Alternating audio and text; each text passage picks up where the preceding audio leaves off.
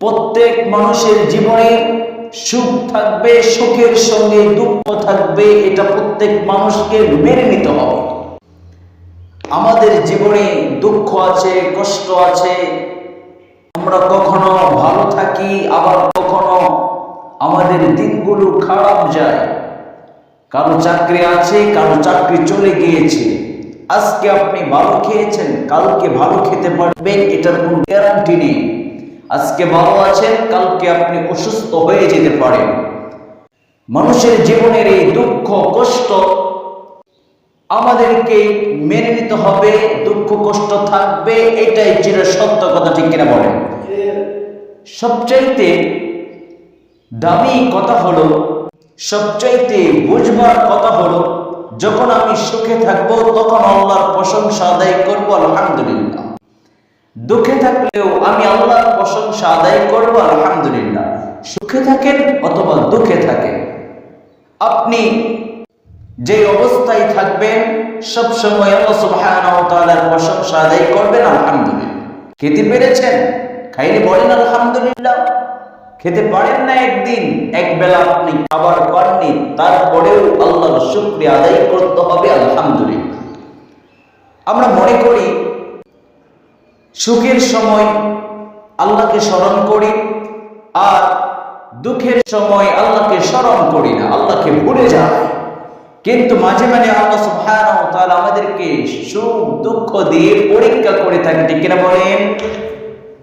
মাঝে মাঝে আমাদেরকে পরীক্ষা করে। এই পরীক্ষা শুধু আমাদেরকে করে নাই, এই পরীক্ষা মুহাম্মদ রাসূলুল্লাহ সাল্লাল্লাহু আলাইহি সাল্লাম কেউ করেছে।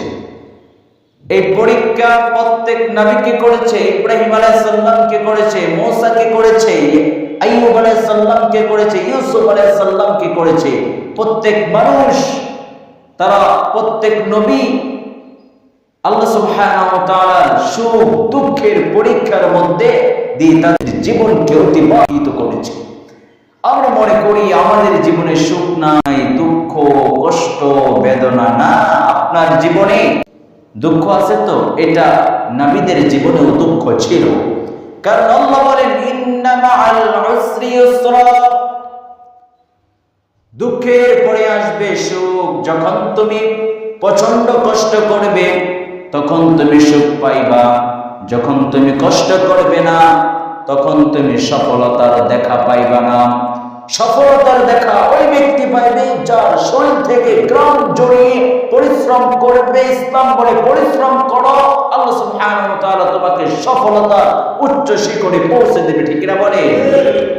তাহলে সফলতা পাইতে হলে আমাদেরকে পরিশ্রম করতে হবে। পরিশ্রমের বিকল্প কোনো কিছু না। যে ব্যক্তি পরিশ্রম করে না, অলস, আর জীবনে কোনোদিন সফলতা আসবে না। হতে পারে ছাত্র, হতে পারে কোনো শ্রমিক, হতে পারে বিজনেসম্যান, যে হোক না কেন, পরিশ্রম করবা তো সফলতা পাইবা। পরিশ্রম নাই তোমার জীবনে, তোমার কোনো সফলতাই নাই। এই জন্য আল্লাহ বলেন ইন্না মাআল উসরি ইউসরা, আমি দুঃখ কষ্টের সঙ্গে রেখেছি সুখ। আজকে অনেক কষ্ট করবা, কেউ নাই তোমার পাশে, চাকরি নাই, ব্যবসা নাই, টাকা নাই, পকেট খালি, বন্ধু নাই, নিজের আপন মানুষ নাই, কেউ তোমাকে ভালোবাসে না, বড় ভাই তোমার দেখশন করে না, সমাজ তোমাকে পছন্দ করে না।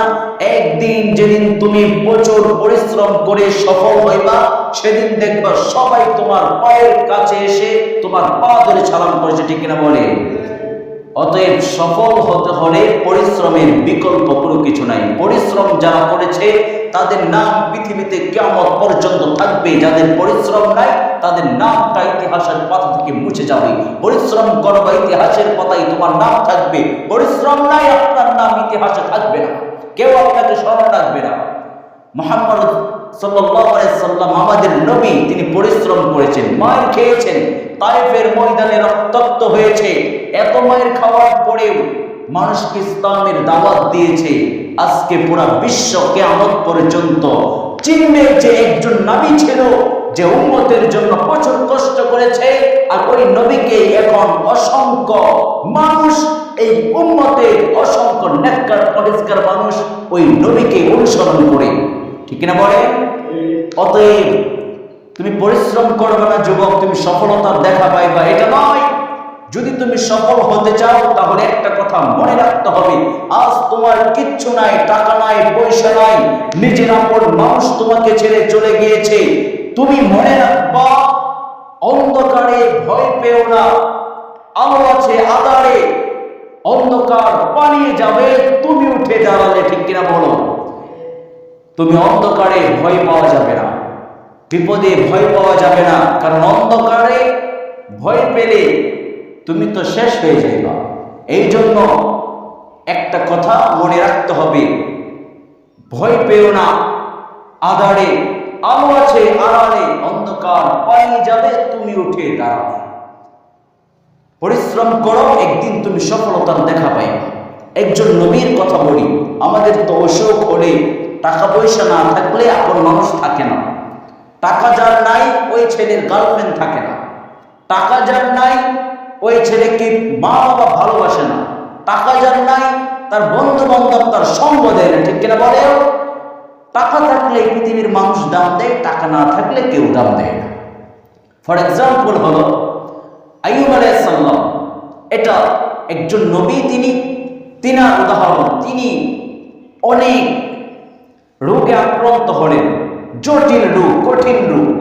আক্রান্ত হওয়ার পরে ছেলে মেয়ে আইয়ুব আলাইহিস সালামকে ছেড়ে চলে গেল। সবাই আইয়ুব আলাইহিস সালামকে ছেড়ে চলে গিয়েছে, কেউ আইয়ুব আলাইহিস সালামের সঙ্গে থাকলো না। শুধুমাত্র তিনার স্ত্রী তার সেবা করার জন্য থাকলেন। এছাড়া সম্পদ হারিয়েছে, টাকা পয়সা হারিয়েছে, ছেলে মেয়েকে হারিয়েছে, আত্মীয় স্বজন কেউ তার পাশে আসে না, কারণ তার যে মরণ বিধি এক রোগ হয়েছে, ভীষণ প্রচন্ড শরীরে ঘা হয়েছে, এই জন্য কেউ তাকে পছন্দ করে না, সবাই ছেড়ে চলে গেল। বৃদ্ধ বয়সে আইয়ুব আলাইহিস সালাম অনেক বছর এই অসুস্থতার মধ্যে ছিল। ওই অসুখ দিয়ে আল্লাহ সুবহানাহু ওয়া তাআলা আইয়ুব আলাইহিস সালামকে পরীক্ষা করেছে। দেখবেন স্বামীর যখন ক্যান্সার হয় তখন স্ত্রী ওই স্বামীকে ছেড়ে অন্য আরেকজনের ঘরে চলে যায়। একজন ছেলের যখন টাকা পয়সা না থাকে, তার ভালোবাসার মানুষ তাকে ছেড়ে চলে যায়, এটাই বাস্তব। একজন মানুষের যখন চাকরি নাই, কেউ তার পাশে নাই। একজন মানুষের যখন টাকা আছে, সবাই তার পাশে আছে। ঠিক কিনা বলে? এই জন্য মনে রাখতে হবে, যখন তুমি বিপদে পড়বা তখন তোমার পাশে কাউকে পাইবা না। যখন তোমার কাছে সব থাকবে, তোমার পাশে সবাই থাকবে। এই জন্য আল্লাহ সুবহানাহু ওয়া তাআলা বলেন, আমি তোমাকে দুঃখ দিলাম, কষ্ট দিলাম, তোমার কাছ থেকে সব কিছু ছিনিয়ে নিলাম, তুমি ধৈর্য ধারণ করো, এটার মধ্যেই তোমার সফলতা থাকতে পারে। আমি তোমাকে এভাবেই সফল করতে পারি। আবার অনেককে আল্লাহ সুবহানাহু ওয়া তাআলা ধন সম্পদ দিয়ে পরীক্ষা করে, কাউকে না দিয়ে পরীক্ষা করে। আল্লাহ সুবহানাহু ওয়া তাআলা বলেন, আসা আন তাকরাহু শাইআন ওয়া হুয়া খায়রুল লাকুম ওয়া আসা আন তুহিব্বু শাইআন ওয়া হুয়া শাররুল লাকুম ওয়াল্লাহু ইয়ালামু ওয়া আনতুম লা তা'লামুন। আল্লাহ বলছে, তোমরা যেটা মনে করো সবকিছু পেয়ে, মনে করো দুঃখ কষ্ট পেয়ে, টাকা পয়সা সবকিছু পেয়ে তুমি মনে করো তোমার মনে হয় কল্যাণ হচ্ছে, তুমি সুখে আছো। আবার তুমি মনে করো আমার কোনো কিছু নাই, তার মানে আমি অশান্তিতে আছি। কিন্তু আল্লাহ বলে, তোমাকে ধন সম্পদ দিয়েছি, এর মানেই যে তুমি সুখে থাকবা এরকমটা নয়। তোমাকে আমি টাকা পয়সা দেই নাই, এর মানে যে তুমি সুখে থাকবা এরকমটা নয়। আমি কাউকে টাকা দিয়ে সুখে রাখি, আবার কাউকে টাকা দিয়ে সুখে রাখি না। কাউকে আমি ভালো মন্দ দিয়ে সুখে রাখি, আবার কাউকে ভালো মন্দ না দিয়ে সুখে রাখি। টাকা থাকলে পৃথিবীতে সুখ পাওয়া যায় না। সুখ পাওয়া যায় যাকে আল্লাহ সুখী করে, সেই সুখ পাবে। অনেক মানুষের টাকা পয়সা আছে কিন্তু সুখ নাই, নিজের খাবার এটাই তার ঠিক নাই, ডাক্তার যেটা বলেছে সেটাই খেতে পারে। অনেক কিছু টাকা আছে, পয়সা আছে, কিন্তু খেতে পারে না। এই জন্য আল্লাহ বলে, তোমাকে আমি অনেক কিছু দিলাম, এর মানে যে সুখে থাকবা এমন নয়। আমি যেটা তোমার জন্য ভালো মনে করি, তোমাকে আমি দুঃখ কষ্ট দিয়েও সুখে রাখতে পারি। হয়তো তুমি 4 দিন 5 দিন 1 বছর তুমি সুখ শান্তি পাইবা না, কিন্তু আমার জান্নাতে গিয়ে তুমি সুখ শান্তি পাইবা। বলেন সুবহানাল্লাহ।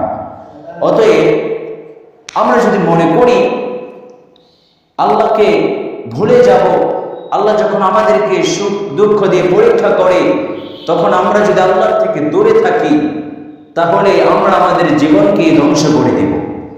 আল্লাহ সুবহানাহু ওয়া তাআলা আমাদেরকে ভীষণভাবে পরীক্ষা করে, সুখ দুঃখ দিয়ে পরীক্ষা করে। কারণ পরীক্ষার পথে আমরা পরীক্ষার জন্য বিভিন্ন প্রস্তুতি নেই, বিভিন্ন পরীক্ষার জন্য দুনিয়াতে পরীক্ষার জন্য প্রস্তুতি নেই। কিন্তু এই দুনিয়ার যে এসএসসি পরীক্ষা, ফাজিল পরীক্ষা, আলিম পরীক্ষা, ডিগ্রি পরীক্ষা, কত পরীক্ষা আছে, এই পরীক্ষাগুলো দুনিয়ার সামান্য দিনের জন্য পরীক্ষা। কিন্তু এই দুনিয়াটা একজন মানুষের জন্য সারা জীবনের জন্য পরীক্ষা। আল্লাহ সুবহানাহু ওয়া তাআলা পরীক্ষা করবার জন্য পৃথিবীতে সকল মানুষকে পাঠিয়েছে। কেমন করে? আল্লাহ সুবহানাহু ওয়া তাআলা বলছেন, ওয়ালা নাবলুওয়ান্নাকুম বিশাইইন মিনাল খাউফি ওয়াল জু'i ওয়া নাকসিন মিনাল আমওয়ালি ওয়াল আনফুসি ওয়াত তামারাত ওয়া বাশশিরিস সাবিরিন।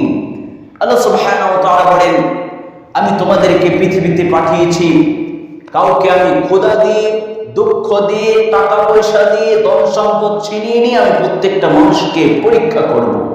দেখেন কত মানুষ পৃথিবীতে না খেয়ে আছে, গাজার কত মুসলমান পৃথিবীতে না খেয়ে আছে, তারা একবেলা খেতে পেলে আবার 3 দিন খাইতে পায় না।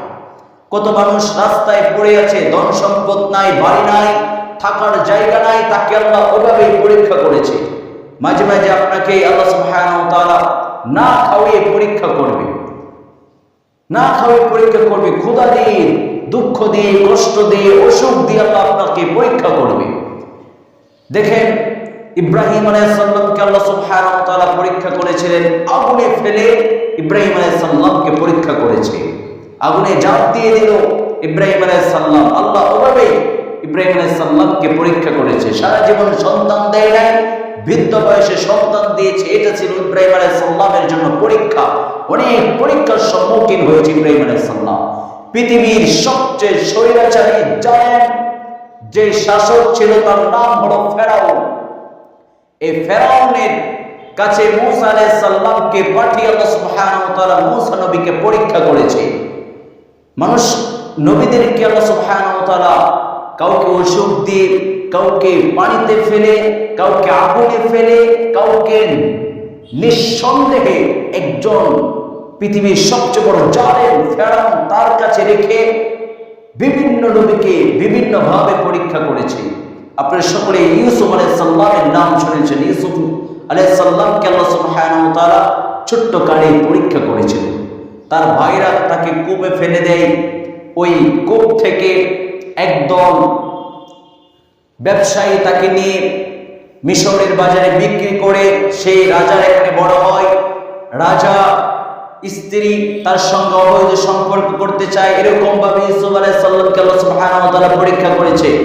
কারাগারে বন্দী ছিল ইউসুফ আলাইহিস সালাম 10 বছর। ওই 10 বছর ইউসুফ আলাইহিস সালামকে কারাগারে বন্দী করে আল্লাহ সুবহানাহু ওয়া তাআলা পরীক্ষা করেছে।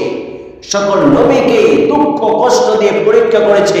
অতএব আমাদের জীবনে দুঃখ আসবে, কিন্তু দুঃখ আসলেই বলতে হবে আলহামদুলিল্লাহ।